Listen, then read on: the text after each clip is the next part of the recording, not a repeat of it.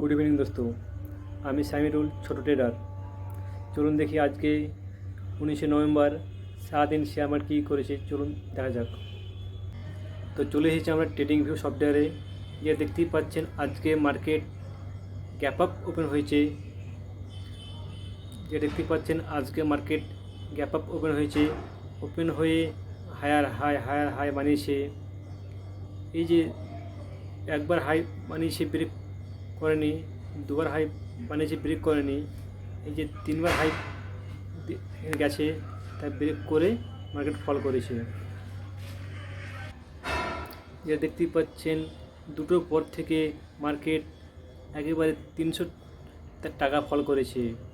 আমি আজকে call side এই জোনে ট্রেড নিয়েছিলাম, আর টপ লস ছিল আমার এই জোনেই, তাই আমার আজকে বেশি লস হয়নি।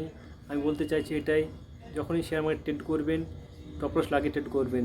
দেখতেই পাচ্ছেন আজকে মার্কেটের অবস্থা, যারা টপ লস লাগায়নি তাদের মার্কেট পুরো ক্র্যাশ করেছে একদম। মার্কেট তাদের অনেক পয়সা লস করেছে। তো যেটা বলতে চাইছি আমি, শেয়ার মার্কেট হচ্ছে এভরিথিং ইম্পসিবল। মার্কেটে কিছুই হতে পারে, তাই যখন ট্রেড করবেন টপ লস লাগিয়ে ট্রেড করবেন। আজকে আমি ট্রেড করেছি, বুলিশ সাইড ট্রেড ছিল আমার জোনে।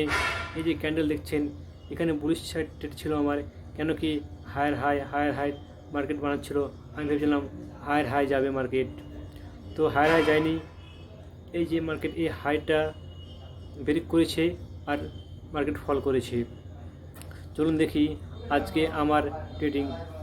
Good bye.